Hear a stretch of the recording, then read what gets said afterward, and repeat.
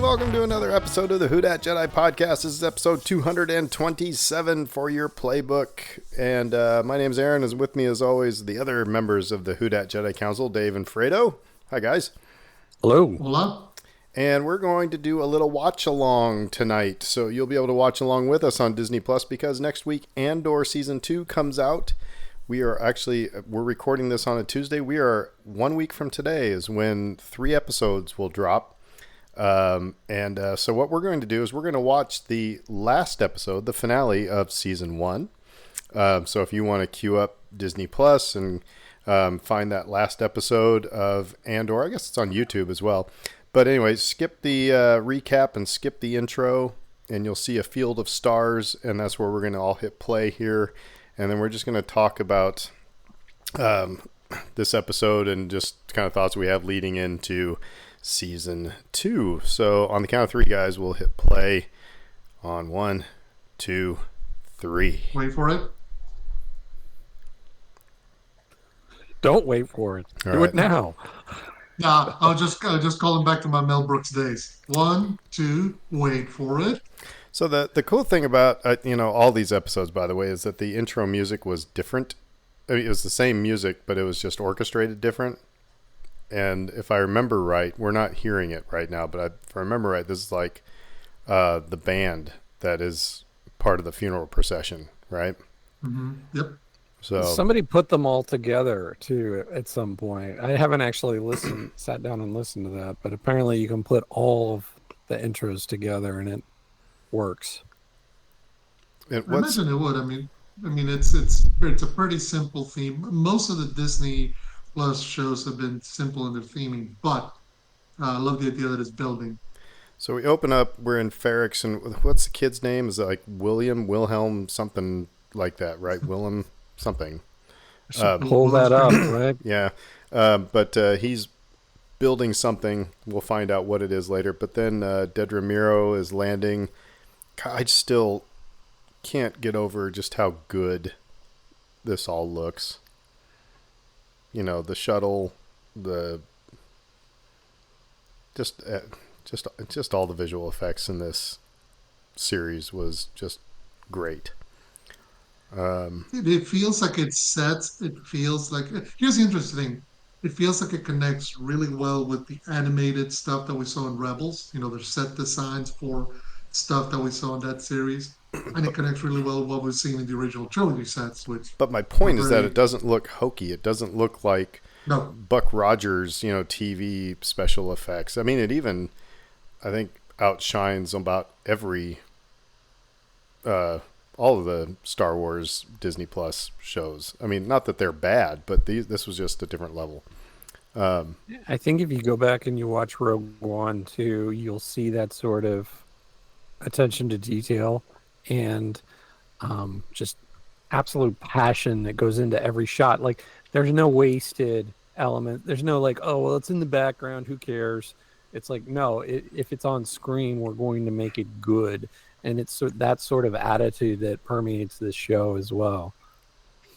no. I guess my one question would be: is it easier to do? I mean, let's remember the original aesthetic for Star Wars is it's lived in space. It is not Buck Rogers. It is not Star Trek. It is not beautiful gleaming hallways with perfect, light that all shines. This is supposed to be dirty and grimy. And I know for the prequel trilogy, there was a lot of kind of taken aback because it did lead to lots of those beautiful sets where the marble and the metal was all shining. Whereas because you're building in the Age of the Empire, you almost have to build Yeah. this dirty, grimy, which allows it to feel more lived in and more authentic. By the way, just what's going on here, I think is very interesting, is that we have, a lot of backstabbing going on. You got Hmm. one guy who inadvertently gives up that Cassian is coming in. We got another person overhearing what's going on. Like I said, It tensions very are much we're it just very high in this much episode. builds. Yeah, it feels less like Star Wars and feels more like a either a heist movie or one of those movies where there's going to be we're building towards an explosion. Feels like pieces are moving Literally. towards a Yeah. destination, and yeah, literally in some instances, Well, these characters are being drawn to a moment where everything's going to I mean, change. everybody's stalking everybody. You got Mhm. Dedra and the other Imperials, trying to they're looking for Cassian. You got his quote Sin. unquote friend who is figuring out that Cassian's coming back and he's going to sell him out. Then you got Cinta who is following Dedra, um, Mhm. and then pretty soon, yeah, it's just everybody. Yeah, everybody's out to get everybody in this episode. Mhm. Well, it Yeah, does an effective job at building tension for the latter moments of the show. You're not really sure who's going to emerge victorious. It seems like everyone's aware of everyone else, and the pieces are moving around the board, and it's all strategy at this point. Like you don't know who's going to win, but everybody is sort of reacting to everyone else. and it's kind of and the juxtaposition of Willman building what he's working on, whereas we've seen all the pieces move around. Again, it's taken out of stuff like 3 Days of the Condor, The Manchurian Candidates. It's not taken out of sci-fi. That's what gets interesting. They're drawing far more from political thrillers and uh, from spy Well, movies from than the they are Star Wars. Hmm. from the flippin' history books. I mean, Mhm. um, I also like just talking about what's going on. I like the fact that the just on a tangent. I like the idea of your ashes being made into a brick that becomes part of the city. I think Mhm. there's something kind of cool about that. But it's also, I mean, yeah, getting hit across the face with symbolism again, quite literally. And now we got Mon Mothma, and this is the scene that I loved. This scene when I mean you can tell she is not dealing with the pressure all that well, and then she eventually chucks her husband under the bus here. Mhm. And I think this is going to come into play in season 2 because obviously she ain't around husband and daughter um, by Return of the Jedi. Um, Not that we know of, no. I mean, any thoughts about how this is going to play out? Because she knows that her driver is spying on her, so she's dropping this story about how you know accusing her husband of gambling and all this stuff. Um, and I like the Canto Bite drop. But anyway, I mean, what do you think is going to happen here? We've seen in trailers. Obviously, there's a wedding that's going to be going on. We'll talk about that more later. But What's interesting is that I think the stakes are fairly low for her here. Um, she does not see any future with this man. Um, if this fight that she's picking, this pretend fight that she's picking, leads to um, their marriage dissolving, then I'm not sure that she feels all that bad about that at this stage of things. And the upside is great. Um, you throw Imperials off of your scent. however, I mean, yeah, she's not too worried about him, but so she's sacrificing him, chucking him under the bus here, right, Mhm. for her gain. But I then, mean, like I his said, but gambling isn't like a major issue for the Empire, right? Not like somebody but what leading a rebellion. I guess what I mean is that she's sacrificing her marriage. She's tanking Hmm. her marriage for this. But Yeah. eventually, like, she's also going to be giving up her daughter for the Well, cause of the rebellion. which goes back to that very famous, oft-quoted speech by Luthen about what are you sacrificing? He says everything, to somebody who's got a wife and a kid on the way, and here we have one of the future leaders of the Well, rebellion it's sacrificing her marriage, potentially her child. and it's really going to be tough to not talk it like in kind of on the edges about current topics of the day. It's Mhm. like when you've got when you have a government that's flirting with tyranny, and how brave are you to speak out? you know Right. how are you Mhm. willing to sacrifice everything for a cause, for an ideal? Um, I One mean, of her pieces of dialogue where she talks about, I want them to think of me as a harmless irritant, mhm. not what I really am. And um, and so she's playing into that role, and I completely understand. Like you said, you don't have to squint very much to see some of these sorts of themes emerging right now, where people, even institutions of relative power, big law firms, big media companies, Universe. universities, you know, that are somewhat insulated or have the heft to sort of stand up, aren't doing it. And what are individuals supposed to do in an environment Well, like that? and I mean, gosh, I'm just going to go there. So turn off the podcast if you don't like me talking about it. But I mean, it's we're also looking at senators and members of our legislative body just letting the emperor do what the emperor wants to do. Not exercising their, you know, their powers, not exercise and not standing up for what is right. All these people we've been watching here, Val and Cinta, Mon Mothma, Willman, everybody has something to lose, and they're willing to, Yeah. whether it is their own life, their own relationship, their place of power, whatever it is, they're willing to sacrifice it for an ideal. But they also have a sense of desperation. Like they have something to lose, but they have a lot less to lose than they would have otherwise had the empire not been in power in the way that they are. Like they're getting squeezed, and they see Yeah. no other real option other than to fight. And so, in that kind of an environment, that again, like, and they do a beautiful job of portraying this here. It's just like these are desperate individuals, and they feel like they've been left no choice. Well, and there's an understanding that it's not a question of if you lose to the empire, but it's a question of how fast you will lose to the empire. Meaning, you have your position of authority or your position of relative peace, but that's not permanent. Under the empire, eventually there will be a knock on your door. Eventually, your power will be taken away if it's a threat or if it's to the benefit of somebody higher up in the food chain of the empire. So it doesn't really matter whether you sacrifice them or not. It's a question of would you rather gamble it, so put it on the table, and potentially lose it, and get the opportunity to maybe strike against the empire, or do you sit back and just slowly let it bleed out until it's all gone?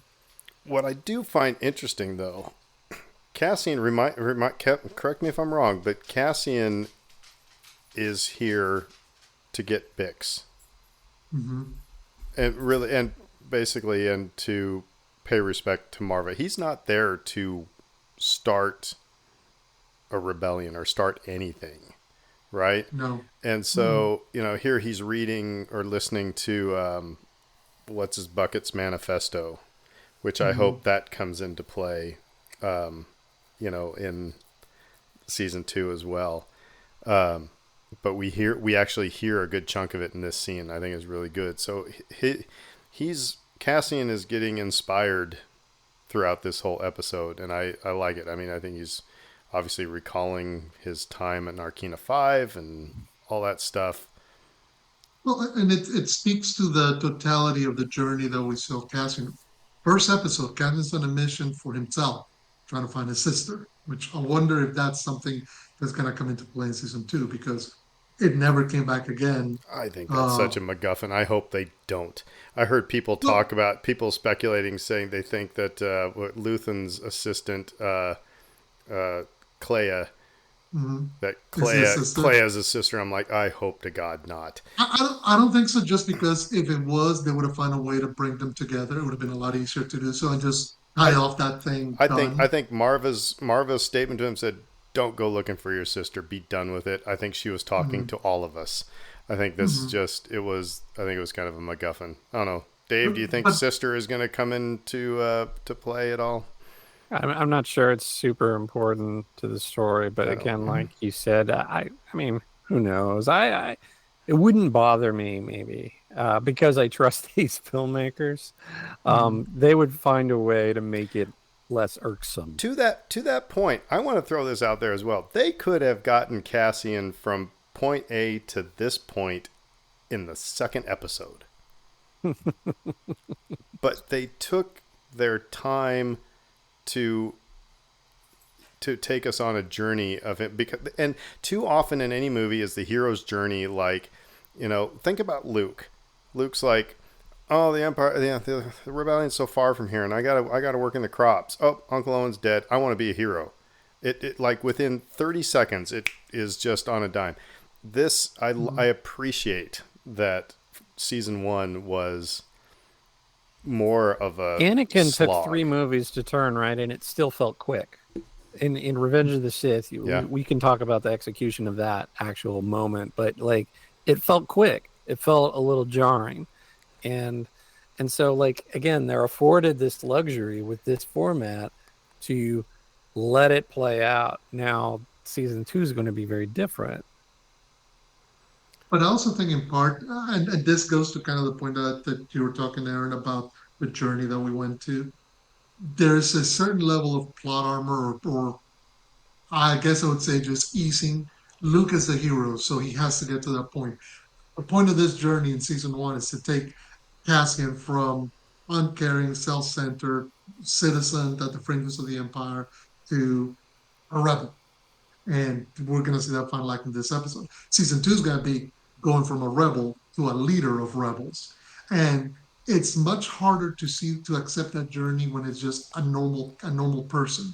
We normally, when we consider, whether it's military or political leaders, we just presume that they just were birthed, much like Luke Skywalker or Greek deities. They just birthed with all their powers and all their presence. And the reality is, for most people, when they go through these journeys, is they have to go through those ups and downs. So it's good that they showed us, because that's what you need to see. You need to see that this is a journey that's taken something out of Cassian in order for him to invest what he's going to invest into embracing the rebellion, and then in season 2 becoming the guy we know he's going to turn into. So we just got a little bit of the ISB throughout season 1. I always loved all of the ISB scenes, and I thought this was also really good that they didn't need to bring in Darth Vader or Palpatine to be a baddie. I mean, the guy who was heading up the ISB was ugly enough. You know what I The mean? bureaucracy itself is the villain. I Right. mean, that's the whole point. And so when we've talked about what season 2 will bring us, and we're all 3 of us are kind of like, I kind of hope no Vader. I kind of hope no Emperor. Um, because again, the point is the system. The The system is machine. grinding. Yeah, it's grinding these people down. And talking about lessons that we should be heeding in today's day and age, a lot of times the way people kind of fall and victim of powers greater than, it's got nothing to do with nefarious, villains twirling their mustaches, wearing all black, or wielding red lightsabers. It's basically people just doing their jobs, quote unquote. It's the Hmm. machine. It's a faceless, empty, vast mechanism that just grinds people to dust. One of the things too that was going on early in this episode when we were talking about all the different factions like sort of circling one another and trading intel and all that, um like that's a big thing too, which is like people that aren't even technically a part of the machine. um Apologies to Bert Kreischer. um they they can get involved just through becoming informants. And again, the SS was not technically everywhere. They couldn't be. And they relied on intel. They relied on people, selling other people out to try to improve their own positions. Your nice friends and neighbors. Yeah, exactly. And in that environment then becomes a place where you cannot trust anyone or anything. And again, that leads to desperation. I mean, you create your own downfall when you try to control other people to this degree. Um, they have no choice but to rebel against you. The message here that Brasso gives to Cassian, the last thing Marva passed along, I thought was very important as well. It's kind of getting, it's almost the last push, you know. Um, he's always ran away from his potential, and he Luthen kind of started him down that path with the whole Aldani arc, and then obviously on Narkina 5 he stepped up into a role, and then getting that last speech from Marva, I think, is especially when you hear it from a parent, of, I mean, if your parent have ever said, "I'm proud of you," that's you don't need to hear anything more, Um, but then, this is the whole thing also. Okay, so let's talk about Cyril. Mhm. What's his deal? I mean, at the end of the day, I mean, is he just that much of a Boy Scout that it burns his bucket that somebody's getting away with something? Or does he have the hots for Dedra? Or, is it, I mean, let me ask you this. Could Andor season 1 have gone on without Cyril's involvement? Absolutely not. Okay, tell me why. Tell me why. And why is he Well, why is he an integral cog in this whole thing? from a plot perspective, right? The bureaucracy did not care about a couple of dead, um, quote unquote, company employees who just overstepped a little bit. Didn't care.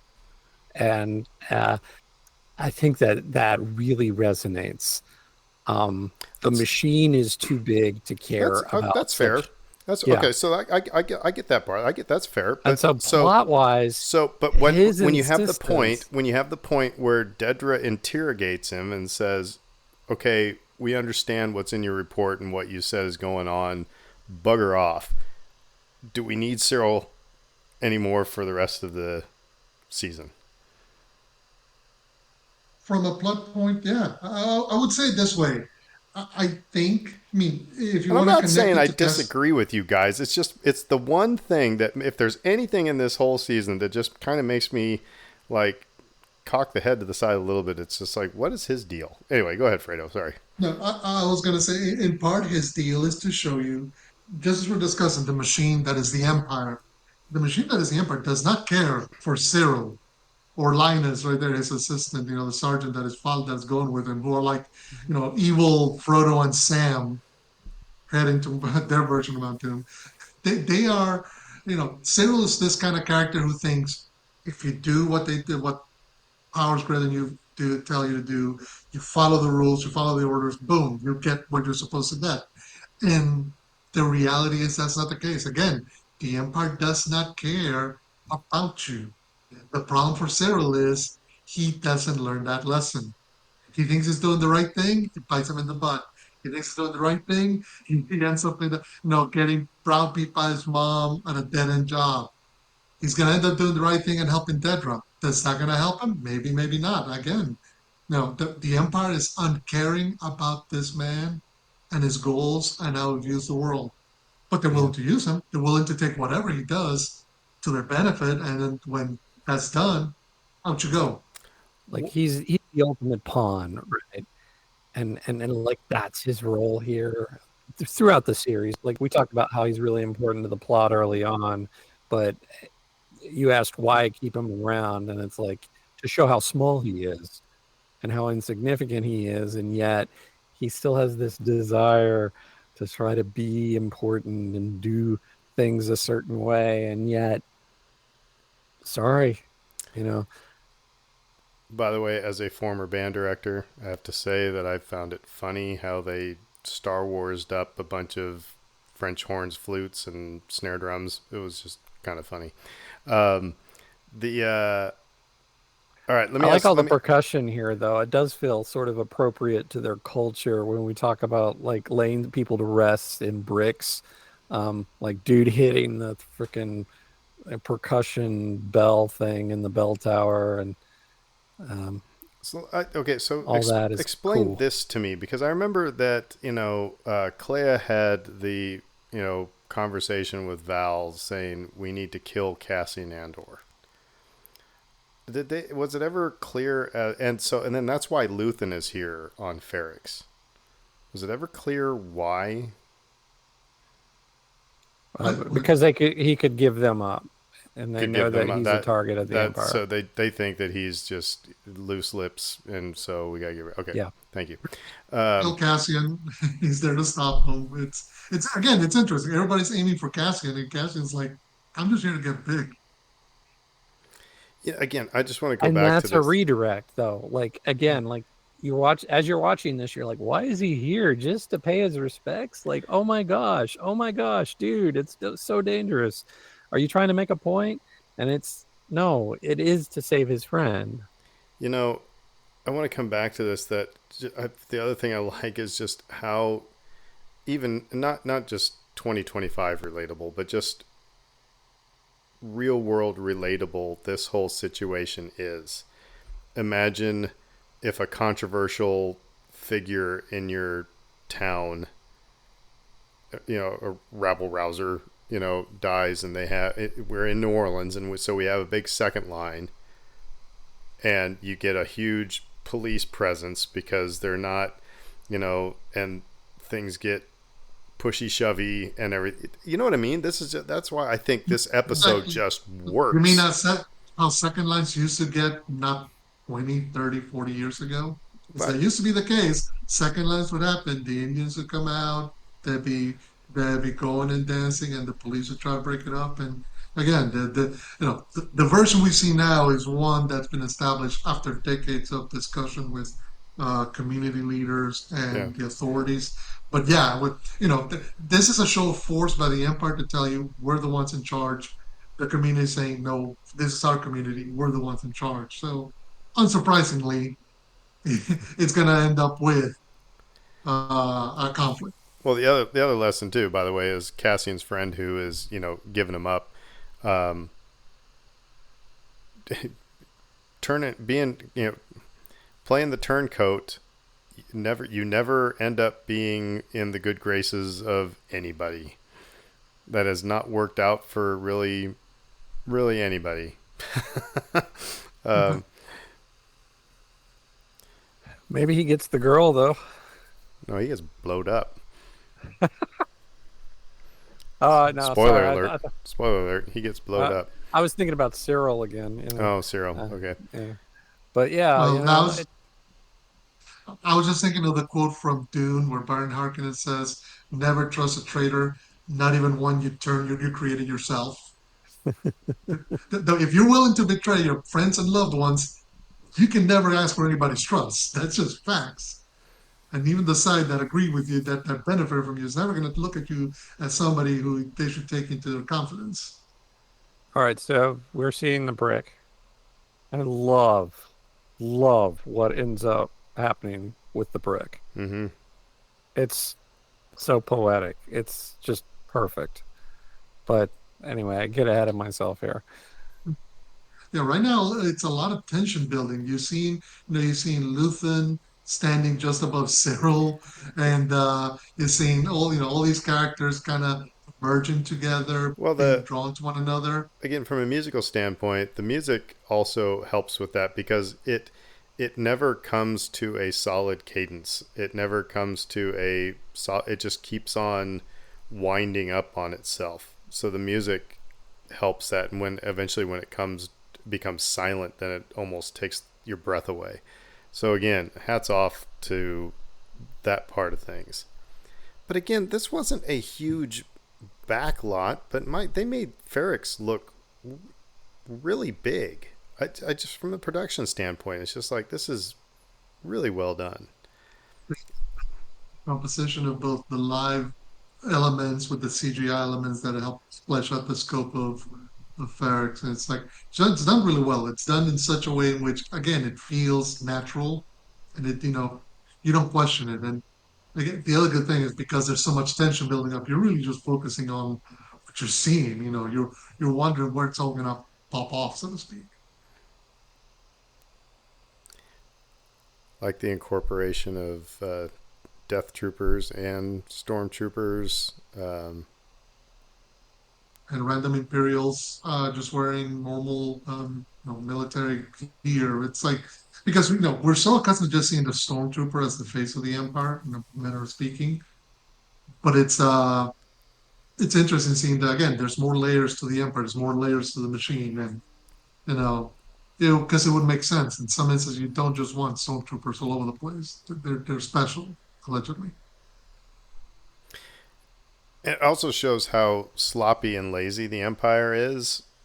I mean, after watching a couple, All bullies are. no, after watching just a handful of movies, I would know that if I was to take over a town, the first thing I would look for is a secret passage underneath. I'd have somebody go through the sewer systems to figure out where but anyway, but I mean, it is. It's Let's, when you're right when you get into when you grab power and you become comfortable. That's when you get lazy and sloppy.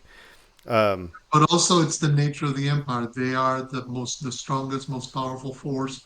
So even if there is an underground tunnel, who cares? We have overwhelming force. We will topple them. We will kill them. We have the means. It doesn't matter what you have. We have, overwhelming methods to dethrone you.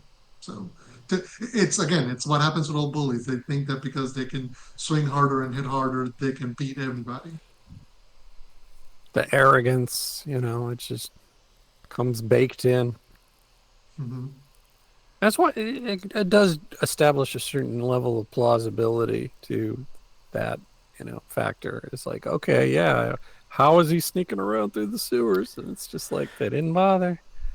all right, Marva's speech, probably the second best moment next to Luthen's soliloquy. Hmm. His what? Yeah.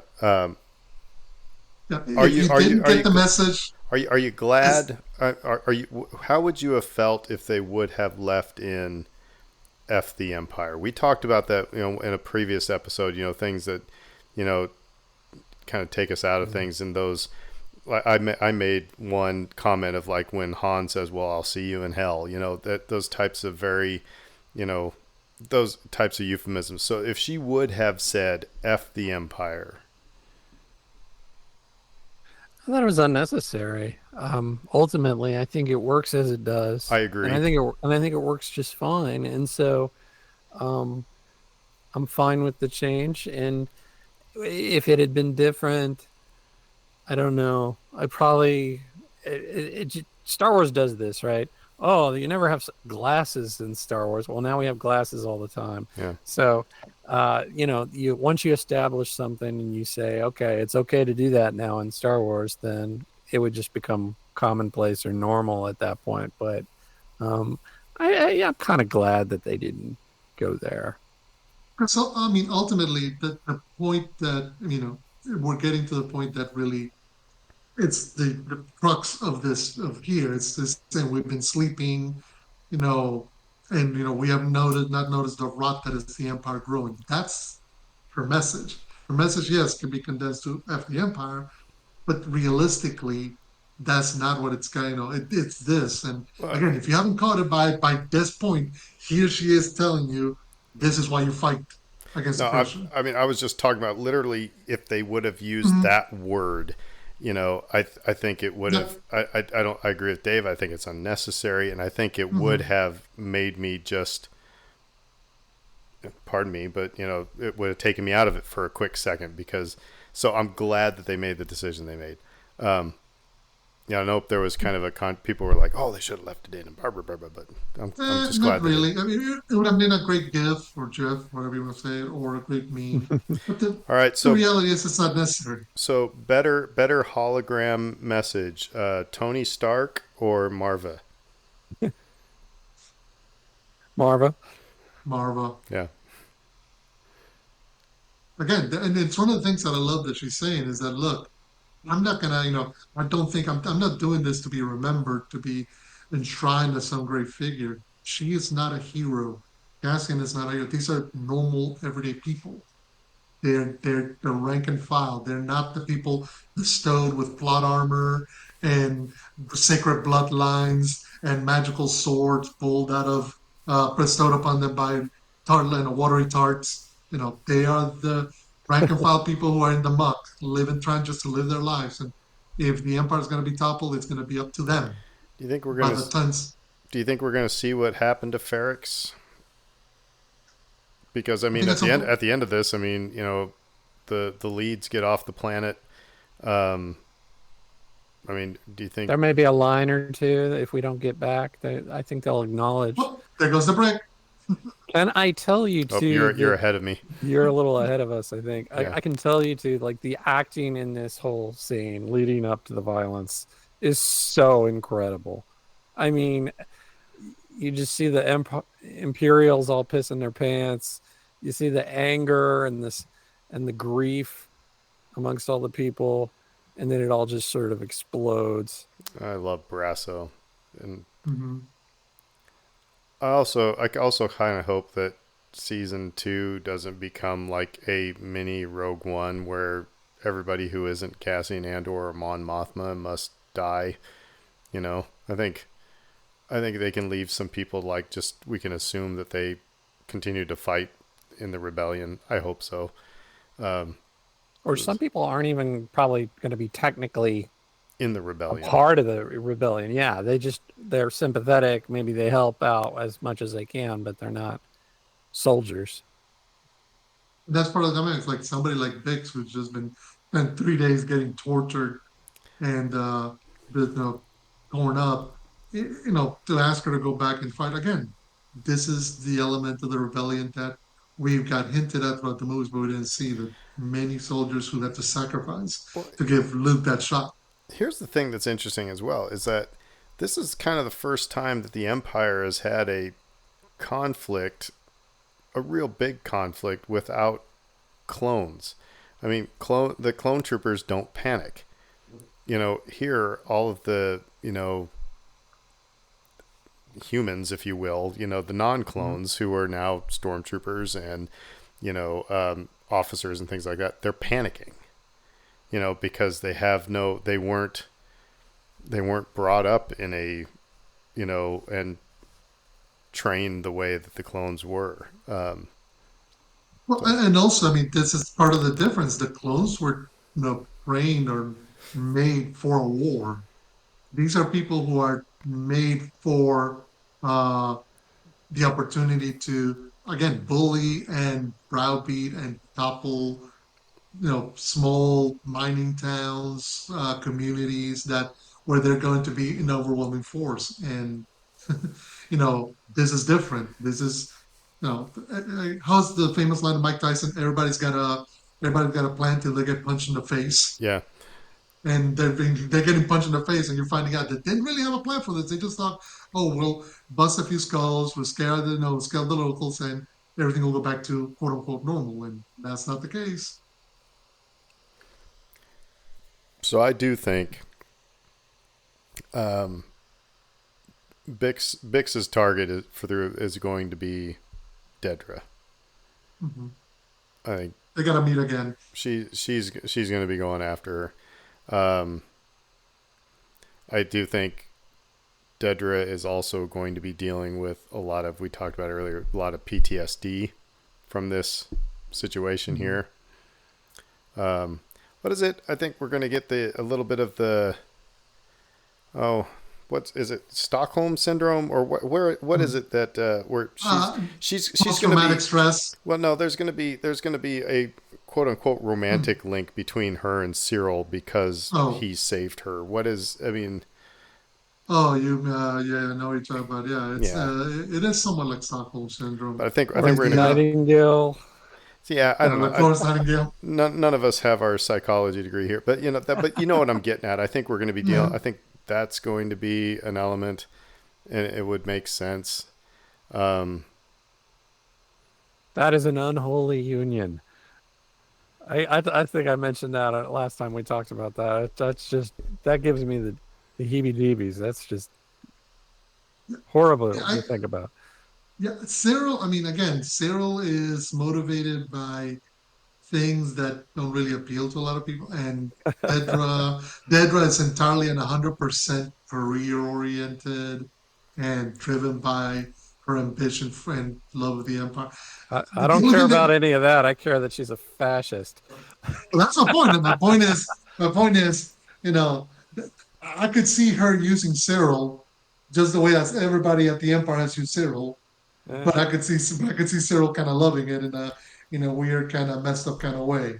I love how Cinta here makes it out like, "Oh, please don't hurt me, Mister Imperial," and then guts him like a fish.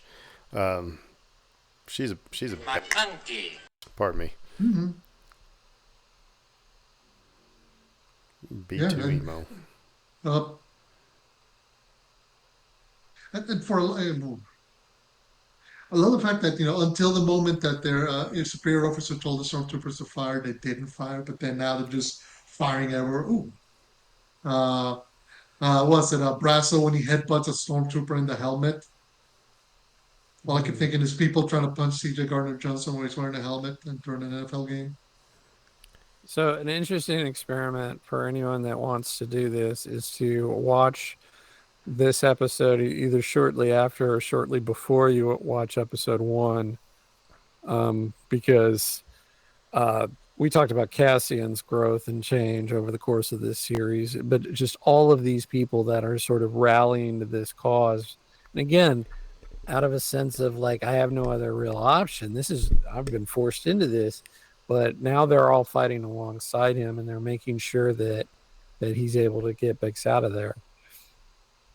Well, and yeah, it was. They all very much operated under, just keep your head down and don't make hay. Right. And then by the end of it, they're freedom fighters. And that's part of what the manifesto kind of stated is like there's potentially hundreds of armies all throughout the galaxy, right? Who don't know they've signed up for this just yet, but they're gonna when this moment comes to them. So a Yeah, that's lot of this is. yeah, Mhm. the unholy union. Yeah, Um, this is this, ugh. yeah. It's so yeah, but Can you but imagine the mom standing next to them at that wedding? but it makes it but it makes sense here. It's not Ray Yeah. kissing Kylo. It makes total sense here what is, going on. I mean, like I said, we were talking about our psychology books here. Um Mhm. and And I'll give Cyril some credit. He doesn't immediately shove his tongue in her ear here. She can see right. that she's in shock, and he's Yeah. trying to, you know, um, I do mean, right by her. he is in love with power Hmm. Yeah, Order and stature status. Um but and order. so and now we get the kind of slow Yeah, denouement here. I mean, just everybody going their ways.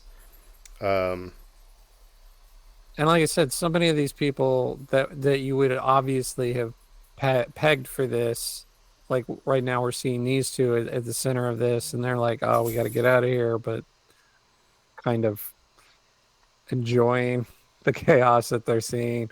Luthen is observing from afar, and he kind of like as the episode goes along, it seems like he's figuring it out a little bit. Like he's like, I think something's about to happen here, and then not a lot of other people were that clued in.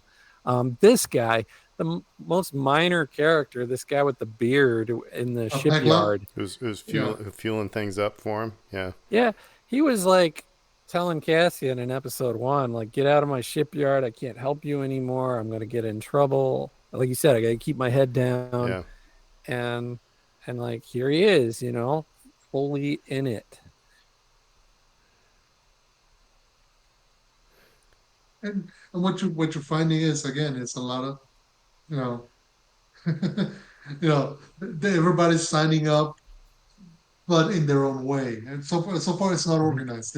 The rebellion is not a organized, united front against the empire. It is people slowly waking up and coming to terms with what it means, what it's going to cost, and what it's going to take. And I think that's what that moment with Luthen, staring back at the hollowed out crater that was downtown Ferrex, after the battle, kind of suggests is that he's recognizing, okay, if it can happen here, it can happen in other places. We can start creating a bit of chaos, a bit of dynamic where people wake up and start choosing to fight against the empire. How is it that they continue to make such adorable droids that I care so much about? I mean, Mm.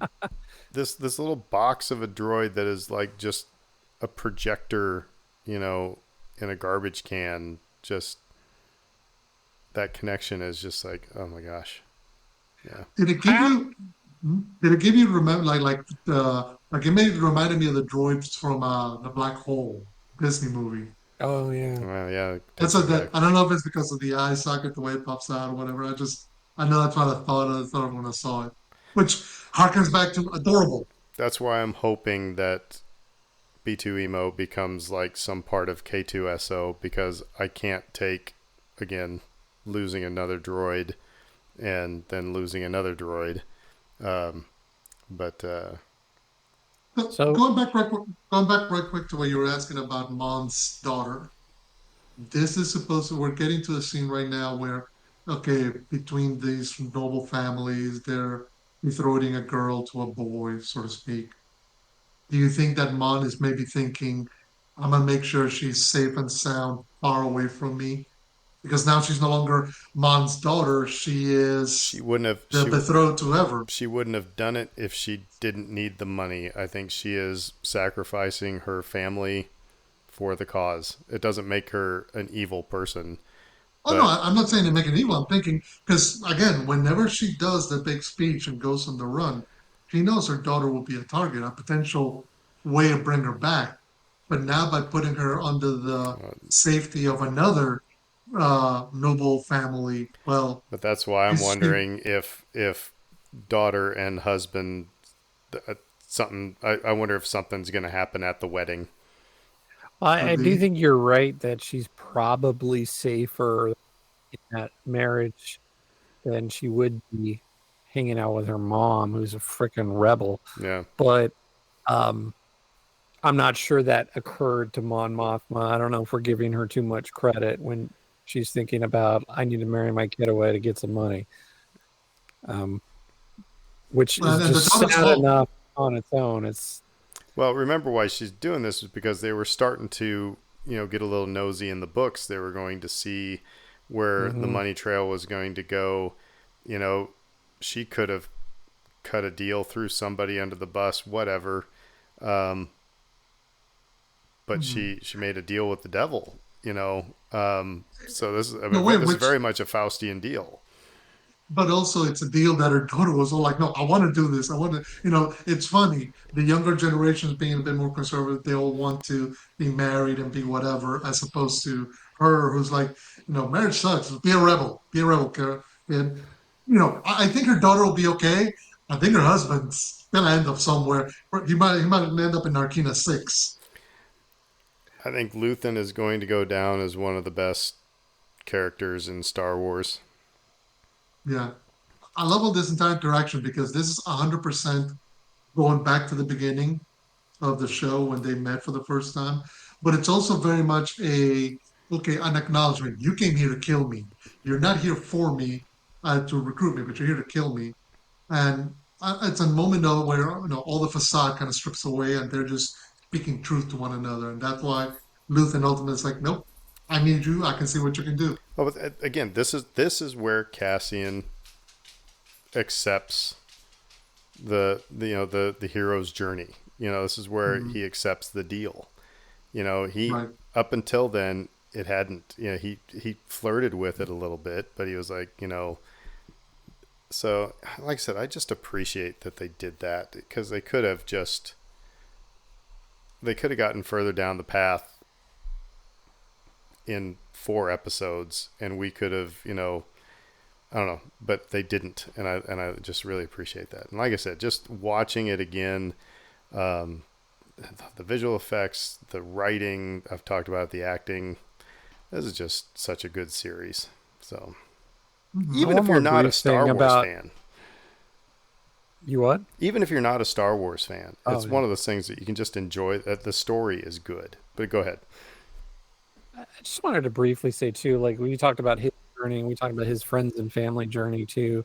And like I think that it shouldn't be understated that this entire series we saw what happened to Cassian becoming an enemy of the Empire, how relentlessly they pursued him. And so it's no small thing for these people to engage in this sort of riot at the end of this Well, episode. I mean, let's put it let's put it in the context of what's going on in real world right now. You know, we're shipping people off to a prison, you know, in another country, and probably to never be seen. That's that's Narkina 5. You know, it's like those people aren't getting out. They're if they might it's all of this is like, you know, man, it just hits home a little bit different right now. But Mhm. It hit Mhm. home really hard when it came it out did, too. Like, you know, and now yeah, now like I said, it's feasible, but it's good. So it's very, very good. the story is good. Like I said, the whole thing. Mhm. So, um, any final thoughts? We gotta we've kind of talked our butts off on this one, but Just that two things that pop into my head. One, it feels really relevant right now, which for all great stories, you can always find relevance in them. But also, I'm going to be intrigued to see how this episode we just watched, where we left off, where season two picks off. Because we know it's supposed to be a year later. Are we going to see all the characters up right off the bat? Or are we just going to start with Cassian doing whatever he's doing now and slowly reintroduce Biggs, Brasso, the rest of them as they go along? in the trailer, you see kind of a sitting around the picnic table, like on that grassy planet. So I wonder, I wouldn't be surprised if that's where we kind of pick up, is wherever, we find out where they made camp and they've Mhm. kind of established some sort of normalcy. But then we also see that the Empire comes around somehow. So, but who knows? But yeah, you're right. It's, you know, previously on Andor, yeah, it is. How awkward will it be? Yeah. I was gonna say too, like I think it's really easy to sort of make assumptions about what we're gonna Mhm. see. Like Luthen. I think like most of us probably think like, oh, he's gonna die. Um, it might be really interesting to sort of leave him in place on Coruscant as kind of a sleeper cell. I mean, that would you wouldn't need to explain that. Like, why would he never appear on screen after that? It's well, he's undercover still collecting information for everyone. And of course, you got your stinger with the Death Star here. Oh, I Um, turned it off already. Yeah. yeah, Um, Mhm. but again, where you that they didn't hit you over the head with the Death Star. They didn't hit you over the head with even dropping Vader's name or Tarkin's name. They mentioned the Emperor like once, I think. And I think that's necessary. Kind of like we were saying, you don't need Vader, nothing the Emperor, you don't need anything having to do with Jedi or anything like that. The fact that we're focusing on the machinery of the Empire and how people rebel against it is sufficient enough story for this. And again, kind of go back to something we've said in a number of other pod episodes. This is part of the beauty that you get in Star Wars. You can get a show like Andor right alongside some like Skeleton Crew, right alongside some like Ahsoka, and they're all hitting their target, and they're all completely different Yeah. shows. Well, all right. Well, thanks for watching Andor, the end of Andor season 1 with us. Let us know what you think. Any thoughts on this and what you're expecting from season 2? But it starts next week. So we got new Star Wars coming next week. You know, that's just awesome again. And it's going to be what, four solid weeks of and they're long episodes too. Holy crud, they're all like about anywhere from plus 40 and into 50 minutes long. So that's awesome. So you're gonna have 3 hours of Star Wars next week, kids. So It's gonna be like 3 minutes, like 4 mini movies, all back to back to back to back. So cool. Well, all right. Until then, we will say who dat. Who dat? Everybody have a wonderful, wonderful week. McConkey.